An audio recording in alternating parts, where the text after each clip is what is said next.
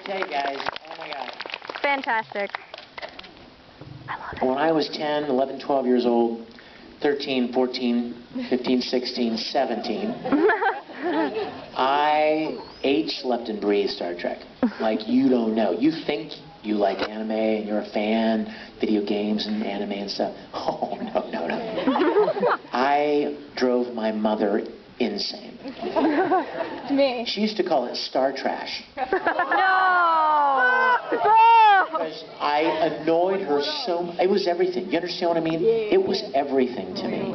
Like, I would watch it every day, and I would put a cassette player by the television speaker and record the episodes on audio cassette.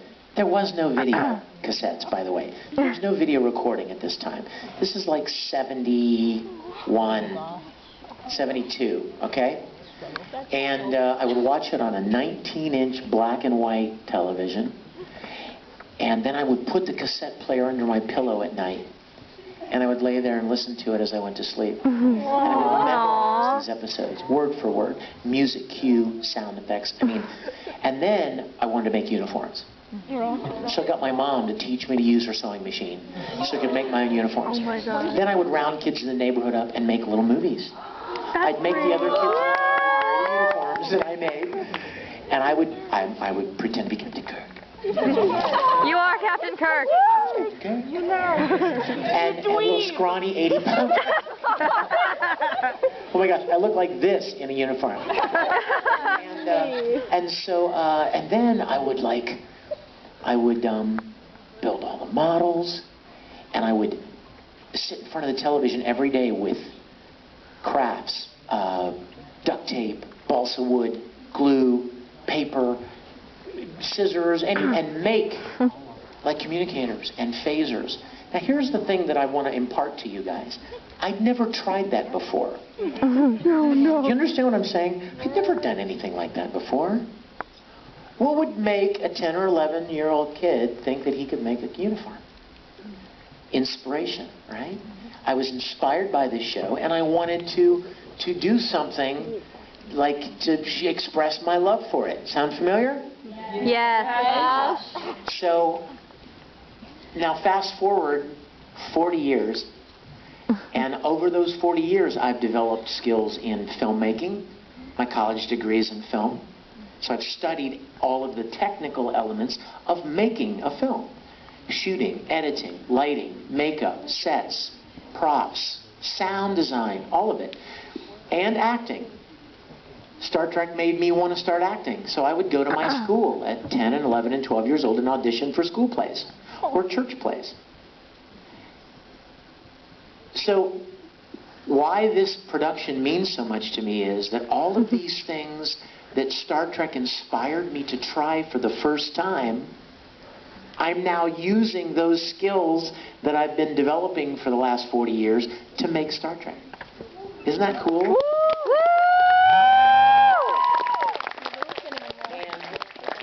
Star Trek Continues, that's the name of it. If you haven't seen it yet, go look it up. Online, StarTrekContinues.com. We have 6 full-length episodes. The latest one was just released 2 weeks ago. And it's awesome. The response has been overwhelming. We've got almost 5 million views. And we've won a dozen awards, Tellys, Webbies, accolades. And it's an amazing group of people. And all I can tell you is it looks and feels and sounds exactly like the original series from the 60s. It was meant to be a continuation. Many of you may not know that back in the late 60s, the original series of Star Trek was just canceled. It was just canceled in the middle of its 3rd season. It never had an ending. They just stopped it. But you may remember at the beginning of every episode, what would Captain Kirk say? These are the voyages of the Starship Enterprise. It's 5-year mission. Well, they never did 5 years. They were canceled. So we thought, wouldn't it be cool to continue the 5-year mission and then have an actual finale to the original series of Star Trek where you leave those characters where they were when Star Trek the Motion Picture picked them up in the late 70s. If you remember that movie, Kirk had given up his ship. He took a desk job Why would Captain Kirk, who everybody knows loves his ship more than life, decide to step down and take a desk job? No. That's a hell of a story, right? I bet you there's a really good story there. Yeah. Why would Mr. Spock go back to Vulcan, leave the service, leave Starfleet, and go back to Vulcan to pursue this ritualistic purging of whatever remaining emotion was in him? Did something emotional happen to him? Hell of a story. I just got that. Right? All kinds of really neat things that we can do to actually wrap up the series. So that's what we want to do with Star Trek Continues. So even if you're not a fan, tell your parents, your relatives, your friends about StarTrekContinues.com. Like us on Facebook. Join our Facebook group. There are a lot of people in the show that you would recognize. My dear friend and a little brother, Todd Habercorn. Please, keep it down. Keep it down. Just kidding. He plays Spock. And he does a great job. Great job. And then those of you that anime fans know Chuck Huber. Plays Dr. McCoy. And anybody that ever watched Mythbusters? What? Grant Imahara from Mythbusters plays Sulu. We have a great group of people. We've had guest stars from Doctor Who, Battlestar Galactica, Star Wars, Buck Rogers, Buffy, you name it. Yeah, our next episode is our guest stars from Buffy. Oh, anyway, okay, so let's have a couple of questions, and let's talk about a couple of things that you'd like to talk about. And if anyone has a question, just, oh, well, there's a mic right there. If you have a question, come on over to that microphone. Okay, do you guys have questions? You guys, because hold on a second. Do you want to record? I don't want you to feel bad about saying. You don't have to record. Yeah, it's still recording. Okay. Sorry. And because that may be all we have time for. Yes, sweetie. Hi. Hi. Huge fan, by the way. Oh, thank you. I mean, like, I'm trash, so, like, basically live and breathe anime, and, You are our kind of person. You're in good company. So I just want to say, like, thank you for everything you've done, and also, you're definitely one of my main inspirations, because I would love to become a voice actor. I mean, I love to sing, I love to act, so it's just something I really want to do. Excellent. So, what's your advice for someone like me? I'm so glad you're the first question. Because I know a lot of people have that question. And a lot of times you finish a panel and the person that was going to ask that question didn't make it up to the microphone. So here's the answer. Thank you, sweetheart. If you're interested in voice acting, first of all, I was very lucky, or I should say blessed. I was very, very blessed because I got involved in anime when it was still very small. It was this weird little niche thing, you know, that not a lot of people knew about. It was nowhere near as mainstream as it is now. But, so I was really lucky to get in on the ground floor, blessed. But if you're interested in getting in voice acting now, here's what I would say. The operative word in voice acting is acting. Now that may seem like obvious, but it's not about making funny voices. A lot of people think that they should be a voice actor because they can imitate SpongeBob, or, you know what I mean, or Krusty the Clown, or Yoda, or whatever. But it's not about imitation, and it's not even about making funny voices. It's about playing a role. It's acting. It's acting. It's just acting with your voice.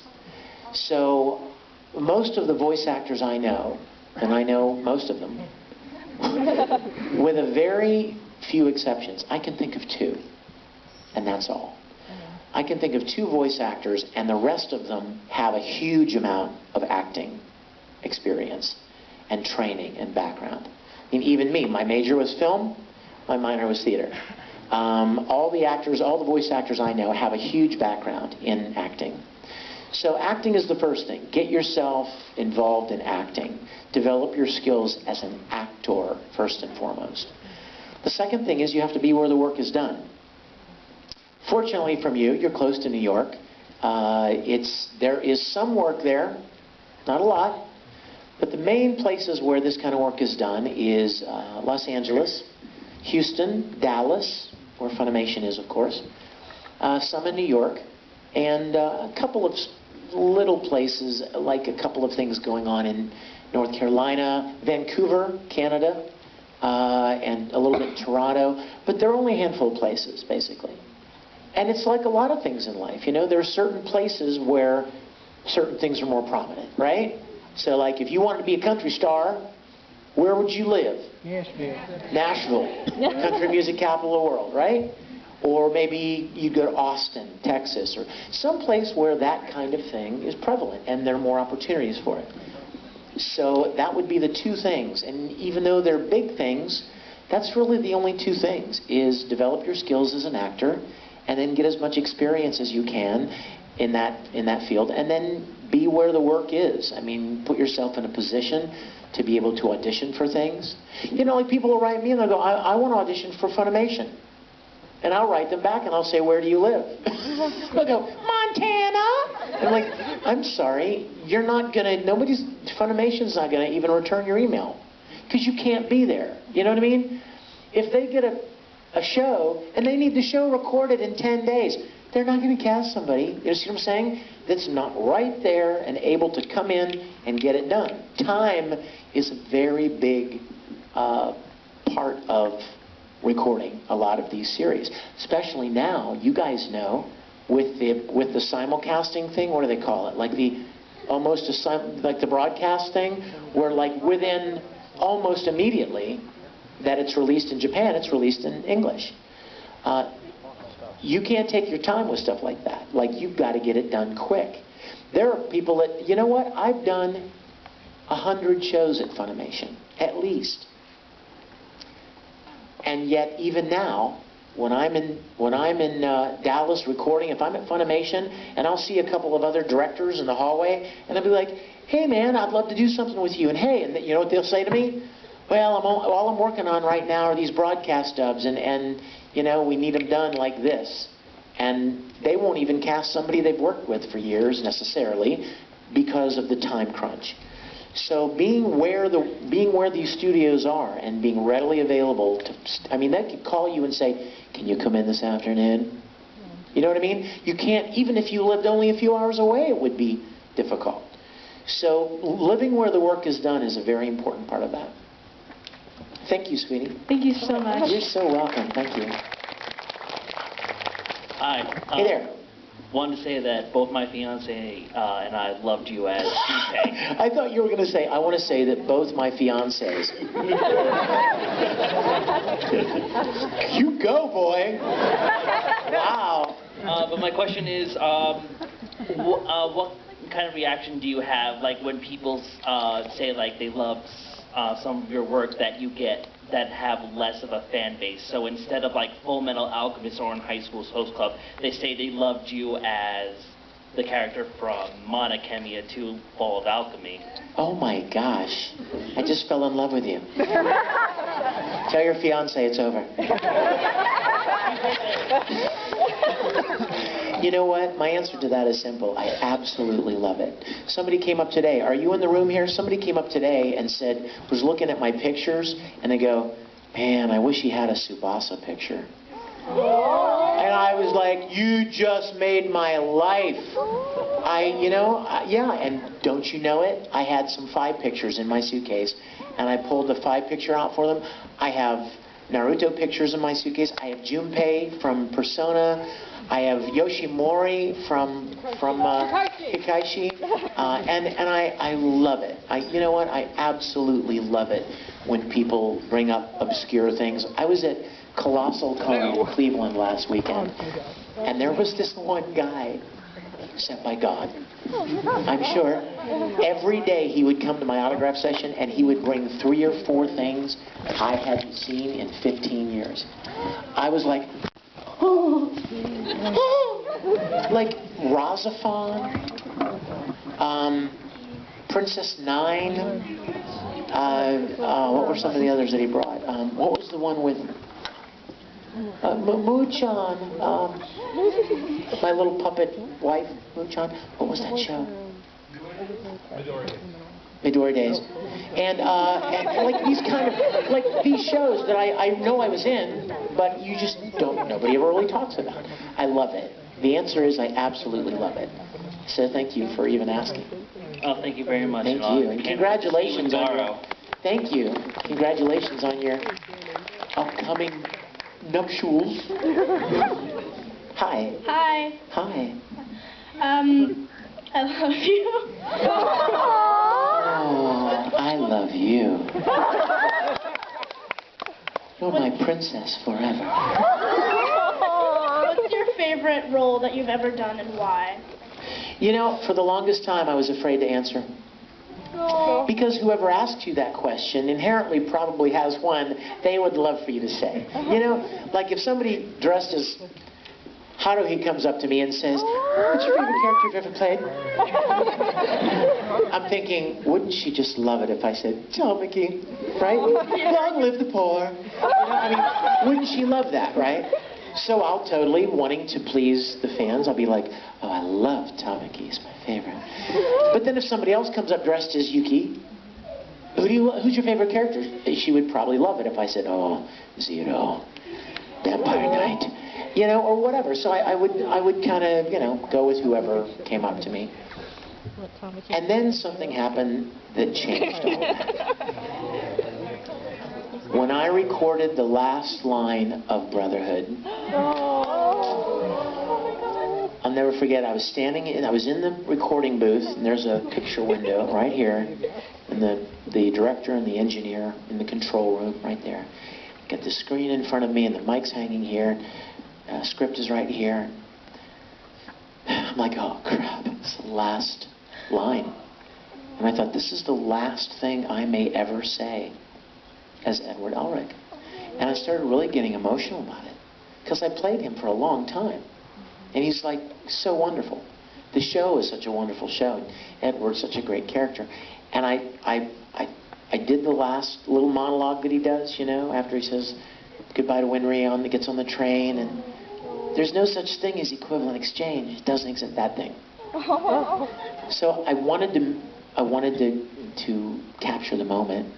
So I put my phone on the window seal of the window here and recorded that last line, so that I would have it. It was on the internet for a while, and then I think it got taken down because copyright.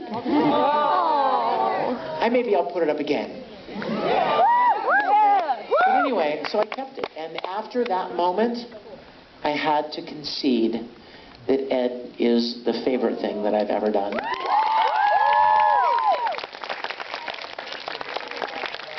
But Tamaki is a very close second place. Oh, I love him. Thank you, sweetheart. You too. Thank you. Hi. Hi. This is cool. My name's Kiana, and I'm Shira? Kiana. Oh, Kiana. Nice to meet you, Kiana. You too. I'm like a huge Dragon Ball Z fan. Ooh. And I know that sometimes the voice actors, like when they're having their power-up scenes, they sometimes pass out, like when Sean Schummel did. Did you ever have that when you were recording as Broly? Well, I never passed out. It's funny when that's a good thing you can say. I never passed out.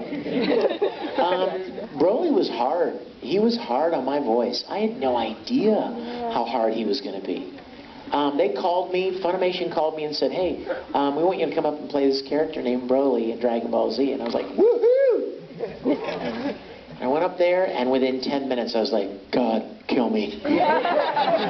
Oh my gosh. I'm like, holy crap, there's like 20 more pages. Because all he does is scream and yell. And he doesn't scream and yell like this. He's that real, it's bad, it's hard. And so even though I loved playing the role, and I still do, like just a few weeks ago, I did some more Broly for another video game. But I have an enormous amount of respect for those DBZ actors that, like, you know, 800 episodes. They're just fighting the whole time, like, how do you do it? Oh my gosh. It's rough. In fact, you know, somebody on Facebook the other day sent me an article. They forwarded an article to me about some voice actors that are like trying to push some kind of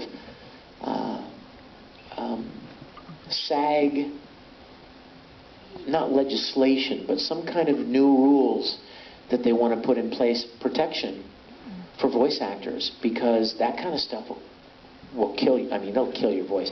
I mean, I'm a singer, and I got to tell you guys something. Over the last few years, I don't feel like I sound as good anymore, and I don't. You know what I mean? And I lose my voice more easily, and I haven't done a lot of singing.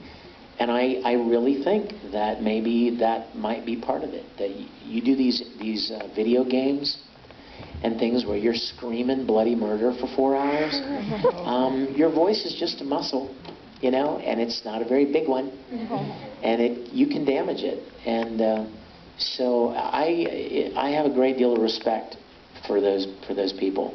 It's hard. It's tough. Thank you. Thank you. Thank you. Hello. Hi. I was wondering what it was like in the Rock Lee show voicing Orochimaru, who's such a creepy and mentally disturbed. He is, isn't he? And especially in such a campy show. Yes. Can I tell you something? Okay, when Steve Bloom did Orochimaru, it was serious, right? He was a bad guy, and he was always like this, right? That was all he did, even when he was angry.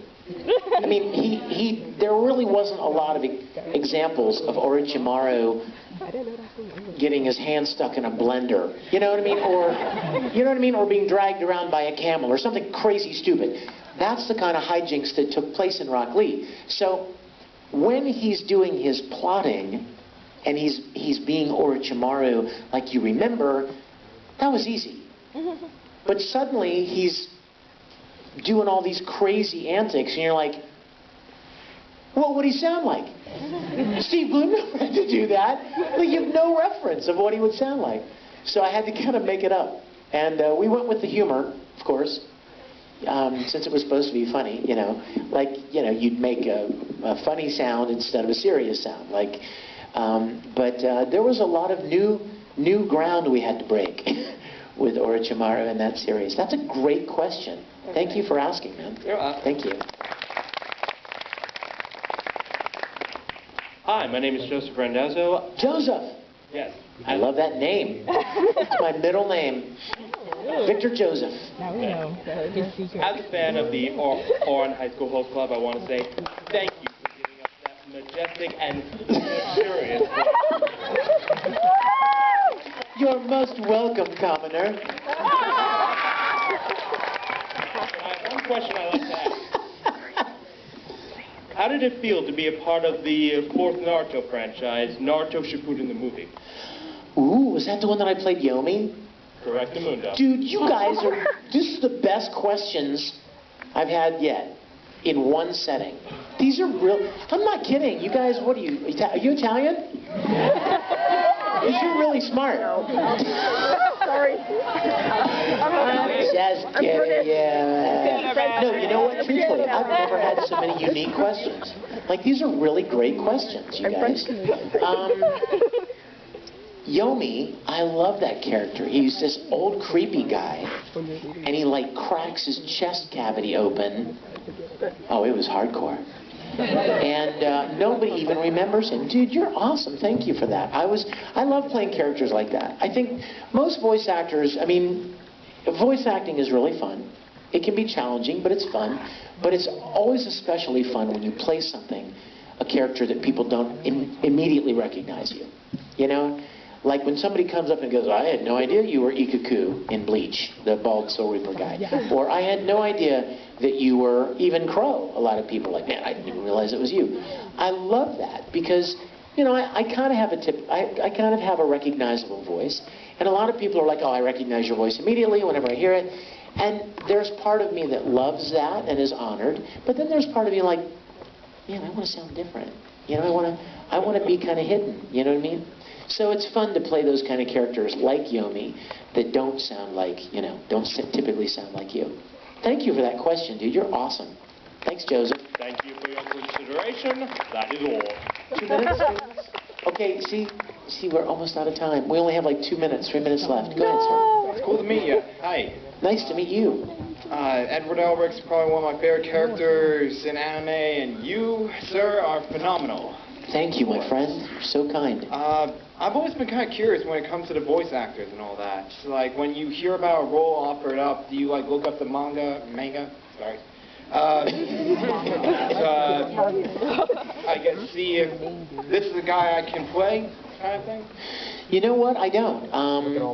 Typically we don't know anything about the show ahead of time.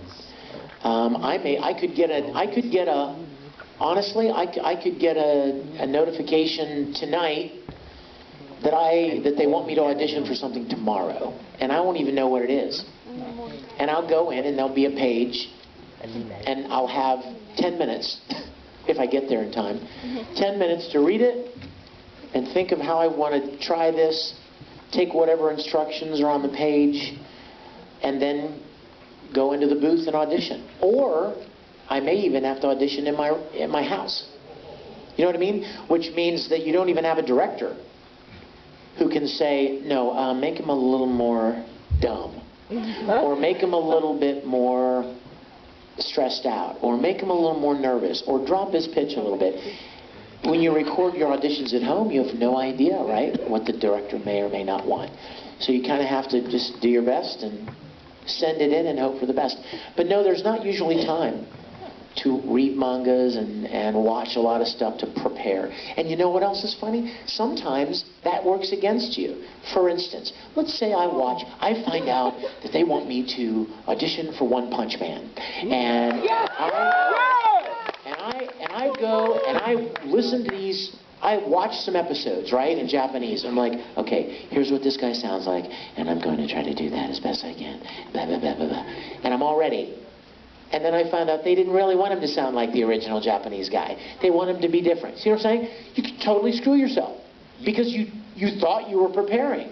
Because you thought they wanted him to sound just like the Japanese actor, when in actuality they wanted something different. What if I'd have tried to do Romy Park, who played Edward Elric in... She's a girl.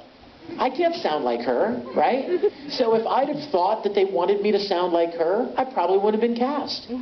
But I went in and I did my thing, and it turned out that the Japanese company that owned Full Metal wanted Ed to sound more masculine in English.